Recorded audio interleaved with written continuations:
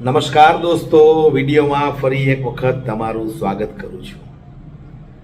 હાલ એસઆઈઆર બાબતે ઘણી બધી લોકોને તકલીફ પડી રહી છે કે ભાઈ ચૂંટણીના ફોર્મ જે આવ્યા એ કઈ રીતે ભરવા અને કેવી રીતે ડોક્યુમેન્ટ્સ જોડવા અને આ એસઆઈઆર શા માટે આવ્યું છે એ આપણે જરા વિસ્તારથી જાણવું છે। ગોપાલભાઈ ઇટાલીએ જે રીતે સમજાવ્યું છે એ આજે ફરી એક વખત હું તમારી સમક્ષ રજૂ કરું છું, એટલે થોડોક સમય કાઢી અને આ વિડીયોને તમે ધ્યાનથી જુઓ। આ ભારતીય જનતા પાર્ટી દ્વારા એક એસઆઈઆરનો મુદ્દો જે લઈને આવ્યા છે એ એસઆઈઆરનો મુદ્દો દરેક જનતાને કેવી રીતે આ એસઆઈઆર દ્વારા તકલીફ પડી શકે છે। જો તમે સમયસર તમારા ચૂંટણીના ફોર્મ નહીં ભરો, જે અપડેટ માટે આવશે તમારા ઘર પર, એ ફોર્મ નહીં ભરો તો તમારું નામ કદાચ ચૂંટણી કાર્ડમાંથી રદ થઈ જશે। તમે બરાબર ડોક્યુમેન્ટ્સ નહીં જોડો તો પણ કદાચ ચૂંટણી કાર્ડમાંથી તમારું નામ રદ થઈ શકે છે। એટલે આ બાબતે ગોપાલ ઇટાલીયાએ જે વિસ્તારથી સમજાવ્યું છે, આવો જરાક એ વિડીયો પર આપણે એક નજર નાખીએ। કે દાહોદ કે જાલોદ કે વિસ્તારમાંથી આપણા ભાઈઓ સૌરાષ્ટ્રમાં ખેતી મજૂરી કરવા આવે છે, વર્ષોથી આવે છે। જે સાથીઓ સૌરાષ્ટ્રના ગામડામાં ખેતી મજૂરી કરવા આવ્યા, અનેક ગામડામાં એમના નામ મતદાર યાદીમાં ભાજપવાળાએ લખાઈ દીધા। એના કારણે શું થયું કે મતદારો વધી ગયા। ગામની પંચાયતની, તાલુકા પંચાયતની ચૂંટણીની અંદર 10 મતની કિંમત હોય, 5 મતની બહુ મોટી કિંમત હોય, ઈવીએમની ચૂંટણી જીતે છે। હકીકત એમ છે કે મતદાર યાદીથી ચૂંટણી જીતે છે। અને એ ખેલ કેવી રીતે થાય છે એ હું તમને હમણાં કહું, બધું જ કહીશ। પણ આશા એવી છે કે બધાનું ભાઈ મોબાઈલ મોટો મૂકી દો ને, આ ધ્યાન આપો, રેકોર્ડિંગ ચાલુ કરવાનું શું કરવાનું। આમાં આપણી ગંભીરતા નહીં હોય તો કોઈ મજા નથી। પાર્ટી એટલું બધું મેનેજમેન્ટ કરે છે, સમય ફાળવે છે, ધારાસભ્યો, બધા આગેવાનો, તમે બધા દૂર દૂરથી આવ્યા છો। વિચાર કરો, 35-40 વર્ષથી કોંગ્રેસ પાર્ટી ચૂંટણી હારે છે, એના નેતાને એટલી ગંભીરતા નથી કે આપણે આપણા કાર્યકર્તાને કઈક સમજાવીએ બેસીને કે આ બધું શું છે એમ। તમારે એ વાતનો ગર્વ લેવો જોઈએ કે તમારી પાર્ટી એલર્ટ કેટલી છે, તમારી પાર્ટી જાગૃત કેટલી છે, તમારી પાર્ટીની ગંભીરતા કેટલી છે, તમારી પાર્ટીને ચિંતા કેટલી છે, એ વાતનું ગર્વ લેવું જોઈએ। અને ગામડે ગામડે કેવું જોઈએ, જો આ અમારી પાર્ટીની ગંભીરતા છે, આ અમારા નેતાઓની ગંભીરતા છે કે આયોજન કર્યું, અમને બધાને સમજાવ્યું, શીખવાડ્યું, ખબર પાડી, અમને ઓલા 40 વર્ષથી વળકાય છે અને છેલ્લે ઈવીએમ કરીને પાછા નવી ચૂંટણી સુધી હોઈ જાય છે। તો દોસ્તો, મારી કોઈ પણ વાતની શરૂઆત કરતા પહેલા ચૈતરભાઈએ, સામતભાઈએ અને અનુપભાઈએ જે કઈ વાત કીધી એમાંથી જે સમજાણું એ તો સારું। એ સિવાય કોઈનો કાંઈ પણ પ્રશ્ન હોય તો ઘડીક માઇક ફેરવી દો, બધા હાવ ટૂંકમાં, ભાષણ ન કરતા મહેરબાની કરી, હાવ ટૂંકમાં જેને કાંઈ પણ પ્રશ્ન હોય માઇક આપો બધાને। આ એસઆઈઆર બાબતે કોઈના મનમાં કંઈ પણ પ્રશ્ન આવ્યો હોય તો ટૂંકમાં ઉભા થઈને કહી દો, હું બધું લખી લઉં અને પછી મારા વાતમાં આ બાજુ આપી જાઓ, તમારી અહીં આપો। પ્રશ્ન ધ્યાનથી સાંભળજો બાબા। સપોઝ કોઈનો 2002 ની યાદીમાં નામ નથી, ફોર એક્ઝામ્પલ મારું નામ અત્યારે આજની મતદાર યાદીમાં નામ છે અને મારા ઘરે બીએલઓ આવીને કાગળ આપી ગયા અને મારું અત્યારે હું ફોર્મ તો ભરી નાખું પણ 2002 ની યાદીમાં મારું નામ નહીં હતું, તો મારા મધર કે ફાધરનું મેં ડોક્યુમેન્ટ આપી દીધું તો મારું ફોર્મ ભરાઈ ગયું। પણ એવો વ્યક્તિ કે જેના મધર ફાધરનું 2002 ની યાદીમાં નામ જ નહોતું, તો એને કયા પુરાવા આપવાના રહે? પુરાવા આજની તારીખના આપવાના કે 2002 વખતે જ્યાં રહેતા હતા ત્યાંના પુરાવા એના મધર ફાધરના આપવાના? જવાબ આપું કે છેલ્લે એક આમ તો આપી દો, એક આવે એક પછી એક આપો, નહીં તો સવાલમાં હા એ વાત સાચી। આ તમે ફોર્મ છે ને પાછળ ફેરવીને જુઓ, પાછળ છે ને લખેલું છે કે જેની એસઆઈઆર ની વિગત એટલે કે મમ્મી પપ્પાની વિગત 2002 ની યાદીમાં ઉપલબ્ધ ન હોય, ઈ વ્યક્તિ જો ભારતમાં 1987 પહેલા જન્મ્યો હોય તો એની જન્મનો કોઈ પણ એક પુરાવો એ વ્યક્તિએ આપવાનો રહેશે। જો એ વ્યક્તિ 87 થી 2004 વચ્ચે જન્મેલો હોય તો એ માતા પિતાનું પણ આપી શકે અથવા પોતાનું પણ આપી શકે, અને 2004 પછી જન્મ્યો હોય તો માતા પિતા અથવા એના, જો આખું લિસ્ટ લખેલું છે। એટલે કે પહેલી વાત કે દરેક વ્યક્તિએ પોતે 2002 ની મતદાર યાદીમાં ક્યાં મતદાર હતા એ જાહેર કરવાનું છે। પોતે 2002 માં જન્મ્યા જ ન હોય તો એના મમ્મી પપ્પા ક્યાં મતદાર હતા એ જણાવવાનું છે. મમ્મી પપ્પાની વિગત ઉપલબ્ધ ન હોય તો દાદા દાદીની વિગત આપવાની છે. મમ્મી પપ્પા દાદા દાદીની વિગત ઉપલબ્ધ ન હોય તો પોતે 1987 માં કે 2004 સુધીમાં જન્મનો પુરાવો પોતે આપવાનો છે કે એનો જન્મ ક્યાં થયો, જન્મની અંદર કયા કયા ડોક્યુમેન્ટ છે, એની એ નીચે લખેલા ડોક્યુમેન્ટ છે, જોઈ લો તમે નીચે એની નીચે લખ્યા. આટલા ડોક્યુમેન્ટ વ્યક્તિએ પોતે આપવાના. એટલે બે મુદ્દા થયા. એક તો તમારું અથવા પપ્પાનું અથવા મમ્મીનું અથવા દાદીનું અથવા દાદાનું નામ 2002 ની મતદાર યાદીમાં હોવું જોઈએ. એ ના હોય તો આપણો પોતાનો જન્મનો દાખલો આપવાનો છે. અને એ સિવાય માનો કે વન વિસ્તારમાં રહેતા હોય તો વનનો દાખલો છે, જ્યાં સિટીઝનશીપ રજીસ્ટર લાગુ પડ્યો હોય ત્યાંનો દાખલો છે, વગેરે વગેરે વગેરે. આગળ બધાને સમજાઈ ગયું? મારો સવાલ એ હતો કે આમાં જે લખેલું છે બીજું દસ્તાવેજી પુરાવામાં જે 2 નંબરનું ક્રમાંક છે એમાં લખ્યું છે 1/7/1987 પહેલા સરકારના અથવા સ્થાનિક અધિકારીઓ અથવા તો જે બધું છે એના દસ્તાવેજ એટલે કે ઓળખનો પુરાવો. તો એ જેમાં જે સરનામું હોય તો આજનું સમજી લો કે મારા મધર ફાધર નું આપવું તો એમાં મારું આજનું એડ્રેસ હોય તો એ પુરાવો આપવાનો કે એ ઓળખનો નીચે જે લખ્યાની ઓળખના પુરાવા છે, સરનામાના પુરાવા નથી. વ્યક્તિએ પોતાના જન્મ આધારિત ઓળખનો પુરાવો આપવાનો છે. મતદાર યાદીમાં જેના મમ્મી પપ્પા દાદા દાદીનું નામ ન હોય એને એની ઓળખ આપવાની. સરનામું નહીં. સરનામું ક્યાં જોવાનું? સરનામું તો એ હવે વેરીફાઈ થશે ને. આગળ ભાઈ બધા ધ્યાન આપો છો કે વાતો કોણ કોણ કરે? હાથ ઊંચો કરો. અહીંયા ખૂબ ગોપાલભાઈ અહીંયા ખૂબ એવું કે ભાઈ બીએલઓની જગ્યાએ જો બીજેપીના માણસો કે એની માતૃ સંસ્થાના લોકો જશે તો એ લોકો જોડે જાણકારી એવી હશે કે ભાઈ આ લોકો અમને વોટ નથી આપતા, બીજેપીના વોટર નથી, તો એ લોકો સુધી કદાચ ફોર્મ બી નહીં જાય. તો બીએલઓ જો ના જાય તો એની ફરિયાદ ક્યાં થાય, કઈ રીતના એની ફરિયાદ કરવી અને આ લોકોને કઈ રીતના રોકવા એ માટેનો પ્રશ્ન. આ બહુ ગંભીર બાબત છે. હવે તમે અહીંયા જુઓ કે ગુજરાતમાં અહીંયા 50,000 બૂથ લખ્યા છે અને 50,000 બીએલઓ છે, સરકારી શિક્ષકો, અને એની સામે બીએલએ રાજકીય પક્ષોના 28,000 છે. આપણે એમ માની લઈએ કે કોંગ્રેસ, આમ આદમી પાર્ટી, ભાજપના ત્રણેયના 28,000 છે. એમાં આપણા તો 28,000 નહીં, 2,000 નહીં હોય. એટલે બાકીના ભાજપ અથવા કોંગ્રેસના હશે એમ માની લઈએ તો આ 50,000 માણસો છે. ભાઈ એમણે સારી વાત કરી શર્માજીએ. આ 50,000 સરકારી બીએલઓ છે એ ભાજપ માટે કામ કરશે. દબાણથી, ભયથી, લાલચથી, નોકરીમાં પ્રમોશન લેવું છે, બદલી કરાઈ લેવી છે, પતિ પત્નીને બંનેની એક શાળામાં નોકરી જોતી છે, હજારો ઘટના બની. હવે 50,000 સરકારી માણસો જો ભાજપ માટે કામ કરશે, તમારું કામ કોણ કરશે? અને આપણું કામ કરવા વાળો માણસ નહીં હોય મતદાર યાદીમાં તો સરકારી શાળાએ બની જશે, દવાખાને બની જશે, બધું બની જશે અને આપણે આવી સભાઓ કરતા રહી જશું. એટલે આ મતદાર યાદીની ગંભીરતા ઘણી છે કે જો આપણે ગંભીર થઈને આ એસઆઈઆર ની પ્રક્રિયામાં ભાગ નહીં લઈએ તો એમ સમજી લો કે કલ્યાણ થઈ જવાનું છે આપણા બધાનું.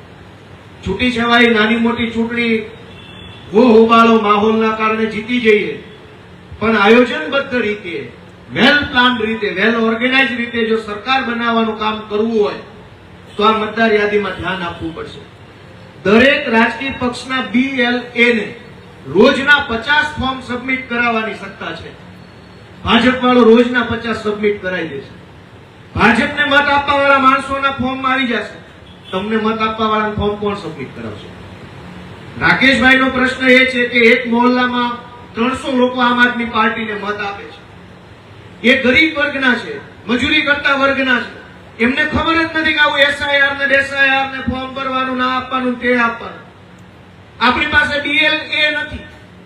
બીએલઓ ને ભાજપ વાળાએ કહી દીધું કે 300 લોકોના ફોર્મ આપવા જતો નહીં, એ આપવાળા છે. તું આ ખાલી 700 લોકોના ફોર્મ આપી દે, ભરીને આપી દે જા. તો પેલા 300 લોકોના ફોર્મ નું શું થશે વિચારો છે? એ બધા કોઈ વિચાર્યું? કાંઈ કોઈ કઈ વિચારવા તૈયાર નથી. કેમ કે ગઈ વખતે 2021 ની સ્થાનિક સ્વરાજની ચૂંટણીમાં, 2022 ની વિધાનસભાની ચૂંટણીમાં આપણને કયા બૂથ ઉપર, કયા મહોલ્લામાં કેટલા મત મળ્યા એ આપણને, ભાજપને ખબર છે. આપણે સજાગ નહીં રહીએ તો આપણા બધા જ મતદારોને કાપી નાખવાનું આયોજન છે.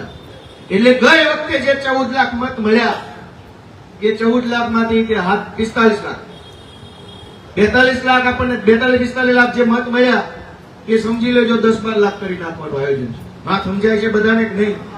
જેને જેને સમજાને ડાબા હાથ ઊંચો કરો જી. ઝટકો મારી ગયા પહેલા. દોસ્તો આ બહુ ગંભીર બાબત છે. બીજો કોઈ પ્રશ્ન પૂછો પછી હું મારી વાત આગળ કહીશ. એટલે ભાઈ આ બાજુના ખૂણામાં લઈ જાજો ભાઈ, એક જ ખૂણા ન હોય. બોલો બોલો. સવાલ એ હતો કે આની સાથે ફોર્મ નંબર 6 આપણે ભરીએ તો આ પ્રમાણે વિગત આપવાની છે. અને બીજો સવાલ કે નવો જે એરિયા ડેવલપ થાય છે એ બીજા એરિયાના વ્યક્તિ છે, બરાબર? તો આપણે એના ફોર્મ ભરવા માટે આપણે બીએલઓ ને કહીને ભરવાના છે કે આપણી રીતે બીએલએ બંધ પાસેથી આપણે આજ પુરાવા જે કીધા એ 87 પ્રમાણે 2004 પ્રમાણે એ ભરી નાખવાના? હવે BLO જે છે એને સરકારની સૂચના છે કે એક ઘરે જવાનું છે, તમામ ઘરે જવાનું છે, આખા ગુજરાતના એક ઘર સુધી જવાનું છે. ઈ ઘરમાં હાલની મતદાર યાદીમાં જેના જેના નામ છે એનું આ જે ફોર્મ છે, ઇન્યુમરેશન ફોર્મ, આ ગણતરી પત્રક તમને જે આપ્યું, ગુજરાતના 5.5 કરોડ લોકોના ઘરે જઈને ઈ વ્યક્તિને હાથમાં આ ફોર્મ આપવાનું છે. આવી સૂચના સરકારની એટલે કે ચૂંટણી પંચની BLO ને છે. પણ BLO આરસ કરશે તો, BLO રાજકીય ઈશારે કામ કરશે તો, કોઈ BLO પૈસા લઈને કામ કરશે તો, કોઈ BLO નવા ડેવલપ થયેલા એરિયામાં જવા માટે એને ઈચ્છા નહીં હોય તો, BLO એમ વિચારે કે હું 4 ફોર્મ નહીં ભરું તો ક્યાં પગાર કપાઈ જવાનો છે, અને એ સોસાયટીના લોકોને ક્યાં ખબર છે કે આવું કોઈ ફોર્મ ભરવાનું, તો થઈ જાય કલ્યાણ. એટલે આપણે પેલા એમ સમજીએ કે આપણા બૂથનો BLO બધા જ ઘરે જાય, એક વ્યક્તિનું ફોર્મ એને આપે, ફોર્મ ભરાય, એવું કામ કરે. એના માટે BLO ની પાછળ લાગવું પડશે પહેલા તો આપણે બતાવીએ. વાત સમજાય છે મારી કે નહીં? સન્નાટો થઈ ગયો. એ તો પાછળથી પરાણે આ પાડો છો, પહેલા વખતમાં હું કામ આનો પાડે? BLO બધા ઘરે જાય અને આ ફોર્મ ભરાય એ જરૂરી છે. જે જગ્યાએ BLO જાય કે BLO ન જાય, આપણે જો આપણી જવાબદારી સમજીને જઈએ તો આમ જનતાને એવું લાગે કે આ ગોપાલભાઈએ મારો વોટ બચાવ્યો, નહીંતર ભાજપ વાળા કાપી નાખવાના હતા. આ ફોર્મ આપણે રોજના 50 ભરી શકીએ. હવે શું થશે એ સમજો કે એક ભાજપનો માણસ જશે, એક સોસાયટીમાંથી 50 ફોર્મ લઈ આવશે, BLO ને આપશે અને પછી કહે છે કે મેં તમારું મતદાર યાદીમાં નામ ચડાવી દીધું, બોલો બાપા સીતારામ. એટલે પેલો માણસ ખુશ થઈ જાય મતદાર કે આણે મારું મતદાન કરાવી દીધું. આપણે બધાએ તાલુકા પંચાયત, જિલ્લા પંચાયત, કોર્પોરેશનની ચૂંટણી લડવા કે લડાવવા ઈચ્છતા હોય એને રોજના 50 ફોર્મ આપણા હસ્તક ભરાય તો એ 50 લોકોના પરિવારને આપણે કહી શકીએ કે અમે તમારો વોટ બચાવ્યો, નહીંતર આ ભાજપ વાળા જો કાપી નાખવાના. કેમ કે તમે આ ફોર્મ લઈને જશો તો એ માણસને ખ્યાલ તો આવશે ને કે આમ આદમી પાર્ટી વાળો મારા ઘરે આવ્યો, મારું ફોર્મ લઈને આવ્યો, લઈ ગયો, દઈ આવ્યો, મારે કઈ ધક્કો ન ખાવો પડ્યો, લાઈનમાં ન ઉભું રહેવું પડ્યું, પૈસા ન આપવા પડ્યા, ફ્રીમાં મારું નામ મતદાર યાદીમાં આવી ગયું. બોલો આવું થાય કે ન થાય? यहाँ तक कि आई थी हमारी, मेरे को लगता है सर इस सेशन को अभी खत्म कर देना चाहिए. तो मैं जा रहा हूँ. नहीं मेरे को सर आप आदेश करिए, मैं नीचे उतर जाऊँ.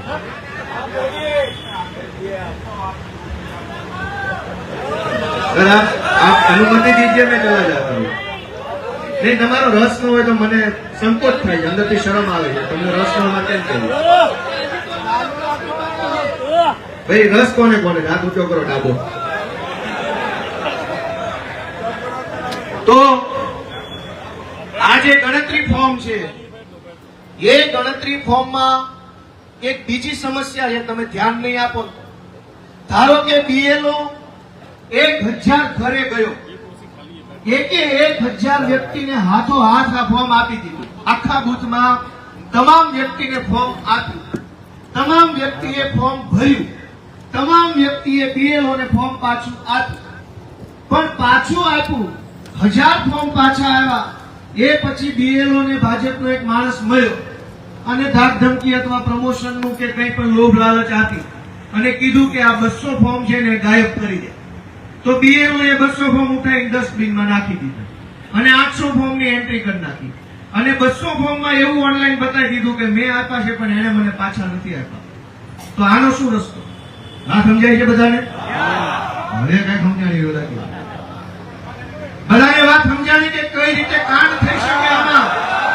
દોસ્તો, જો ધ્યાન નહીં આપીએ તો આ છેલ્લા 10 વર્ષથી 5 વર્ષથી જે આમ આદમી પાર્ટીમાં મહેનત કરી, માર ખાધો, અપમાન સહન કર્યું, સમય ફાળ્યો, પૈસા ફાળ્યા, ઘર પરિવારનો સમય પણ ન રાખ્યો અને આપણે એ કામ, એ સમય, બાળકોનો સમય આપણે પાર્ટીમાં વાપરી નાખ્યો છે. એ બધું જ વેરફાઈ જાય, ઝીરો થઈ જવાનું છે આપણું.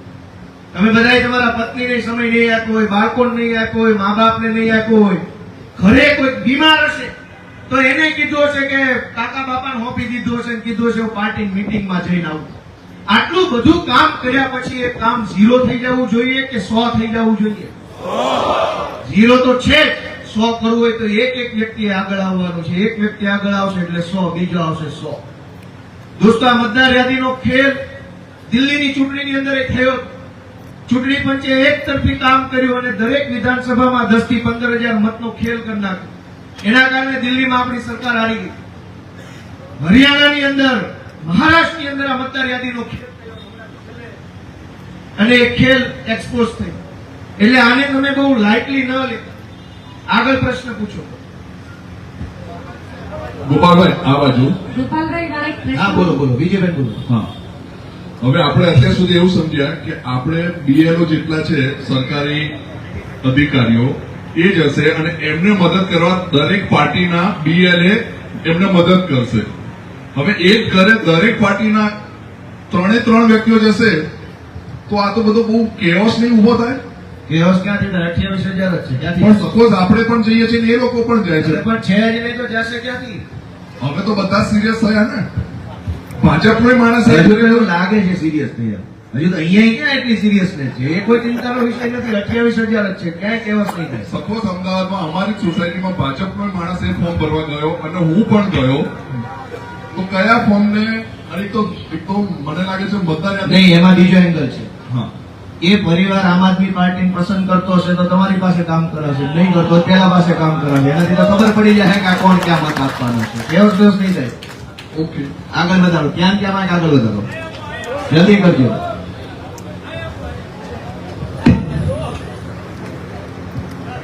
જલ્દી કરો ભાઈ. હા, બોલો બોલો. હવે ધારો કે આપણે એમ કીધું છે કે 3 વખત આપણી પાસે આવશે બિલ અને નહીં આવે તો રજીસ્ટર કરશે. મારું વોટર કાર્ડ છે એ જુનાગઢનું છે. હવે હું જુનાગઢમાં ના હોઉં અને એ 3 વખત આવી અને એને ખબર છે કે બેન આમ આદમી પાર્ટી વાળા છે ને 3 વખત આવીને જતા રહે, રજીસ્ટર ના કરે તો એમના માટે મારે શું કરવું? આ આખું એસઆઈઆર છે જ એની ખાટું કે રહેશે બીજી જગ્યાએ ને જ્યાં મત નાખે છે ને અહીંયા મત નાખે છે ને ઈ પકડવા માટે એસઆઈઆર છે. એટલે અમે તો તમને જ મત આપ્યો, હું તમારા જ મત વિસ્તારને. સાંભળો, એટલે આખી વાત કહી દઉં. આપણે આમાં 2 વાતની કાળજી રાખવાની છે. મોટા ભાગે ગુજરાતમાં મતદાર યાદીનો સૌથી મોટો ખેલ છે એ હવે સમજજો. ધ્યાનથી સાંભળજો બધા. એક કે ગુજરાતમાં અનેક વિસ્તારોમાં જીઆઈડીસી છે. એમાં ઉત્તર પ્રદેશ, રાજસ્થાન, બિહાર, મધ્યપ્રદેશથી લોકો મજૂરી કરવા આવે છે. એ તમામ જીઆઈડીસી વિસ્તારોની અંદર મજૂરી કરતા બીજા રાજ્યના લોકોના નામ ગુજરાતની મતદાર યાદીમાં ભાજપ વાળાએ બીએલએના માધ્યમથી નખાઈ દીધા છે. ચૂંટણી પંચનો એક અંદાજ એવો છે, આપણો અંદાજ એવો છે કે આશરે 40 થી 50 લાખ નકલી મતદારો આ ગુજરાતની મતદાર યાદીમાં છે. જે લોકો ગુજરાતના નથી અથવા જે લોકો મૃત્યુ પામ્યા છે અથવા જે લોકોનું કાયમી સ્થળાંતર થઈ ગયું છે, પરમેનન્ટલી સૌરાષ્ટ્ર છોડીને અમદાવાદ રહેવા આવી ગયા હોય તો અમદાવાદમાં નામ છે, સૌરાષ્ટ્રમાં નામ છે, કોઈનું બનાસકાંઠામાં નામ હોય ને ગાંધીનગરમાં નામ હોય, કોઈનું ઉત્તર પ્રદેશમાં નામ હોય અને રાજકોટની જીઆઈડીસીમાં નામ હોય, અંકલેશ્વરની જીઆઈડીસીમાં નામ હોય, કોઈનું મધ્યપ્રદેશમાં નામ હોય અને રાજકોટમાં નામ હોય. એટલે જયારે બીએલઓ દરેક ઘરે ફોર્મ આપવા જશે ત્યારે એ નક્કી થશે કે આ માણસ ખરેખર અહીંયા રહે છે, અહીંનો જ છે કે ક્યાંનો છે.